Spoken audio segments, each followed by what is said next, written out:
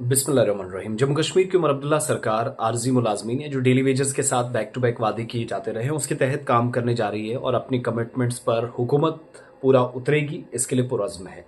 आज असेंबली का आखिरी दिन है, बहुत बहस आज भी होती रही या शुरुआत ही इसी चीज़ से हुई।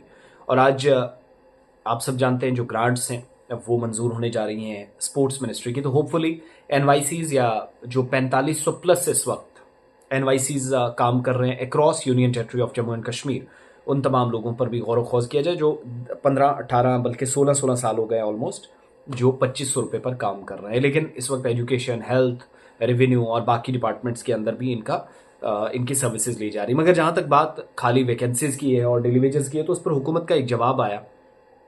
एक तो उमर अब्दुल्ला के मुताबिक जितने भी डेली वेजर्स हैं, और कल मैं खुद असेंबली सेशन में मौजूद था जब ये बात कही गई और सबसे पहले खबर हमने ब्रेक भी की, जो डेली रेटेड वर्कर्स हैं, एडहॉक पे हैं, जितने भी टेम्परेरी एम्प्लॉयज हैं, हुकूमत के मुताबिक सिर्फ ये 1 लाख नहीं, जो मैंने पहले आपको बताया था जो रजिस्टर्ड है, गवर्नमेंट ने बताया था कि टोटल 1,04,000 कुछ लोग हैं जो रजिस्टर्ड है मुख्तलिफ महकमों के साथ। सिर्फ वही नहीं बल्कि तमाम लोग जितने भी आरजी मुलाजमीन हैं, एडहॉक वाले हैं, रेगुलाइजेशन जिनकी करनी है, इस साल माली साल 2026 में उनका प्रोसेस शुरू हो जाएगा और इसी साल एक नवीद सुनने को मिलेगी।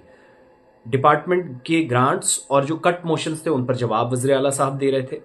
और इतना ही नहीं, उन्होंने कहा कि 20 से 30 और यहां तक कि 40 साल से सरकारें पिछली तमाम नाकाम साबित हुई हैं, जिसमें उन्होंने एतराफ़ किया कि उनकी खुद की भी गवर्नमेंट्स थी और परमानेंट एम्प्लॉयज़ जो होने चाहिए थे वो नहीं हो सके। लेकिन लीगल और फाइनेंशियल मैटर, जो मैंने परसों भी आपको बताया था कि कानूनी और दूसरा माली मामला है जो हुकूमत के सामने दबाव का सबब बन सकता है।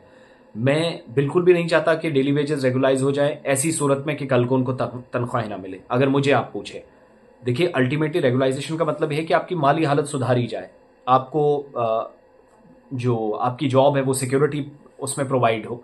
लेकिन वो खाली रेगुलाइजेशन के मसले पर हल नहीं होगी, वो तब भी होगी जब आपका माली तंगी भी आपकी दूर हो जाएगी, तनख्वाह आपकी बढ़ेगी, बच्चे लाइवलीहुड बहुत अच्छा आपका चलेगा, जो आपके बच्चे मुख्तलिफ स्कूलों में पढ़ रहे हैं, तालीमी निज़ाम हो तो थोड़ा सा और बेहतर हो। और उनके मुताबिक शफाफियत और एहतसाब को यकीनी बनाते हुए ट्रांसपेरेंट तरीके से बातें बढ़ेंगी, काम आगे जाएगा और इन तमाम लोगों को, जितने भी लोग हैं, एग्जैक्ट नंबर्स नहीं है, चाहे 70,000 है, 80,000 है, 1 लाख है, एक प्रॉपर मैकेनिज्म के तहत इनको परमानेंट करने का काम इस साल शुरू हो जाएगा। सो मैं किसी गलत फहमी में किसी भी एम्प्लॉय को, किसी भी तंजीम, किसी ग्रुप को नहीं रखना चाहता। एक तो जवाब उन्होंने वो दिया। दूसरा, उन्होंने कहा कि 8,836 डेली रेटेड वर्कर्स मुख्तलिफ डिपार्टमेंट्स में हैं, कैजुअल लेबरर्स 69,696 हैं, 8,534 सीजनल लेबरर्स हैं, 5,757 फूड एंड सिविल सप्लाई के जो हेल्पर्स हैं, 2,153 पार्ट टाइम स्वीपर्स हैं, 1,929 स्टाफ एम्प्लॉयड हैं जो हॉस्पिटल प्रोविडेंट फंड जिसको आप कहते हैं या हॉस्पिटल डेवलपमेंट फंड HDF के तहत है।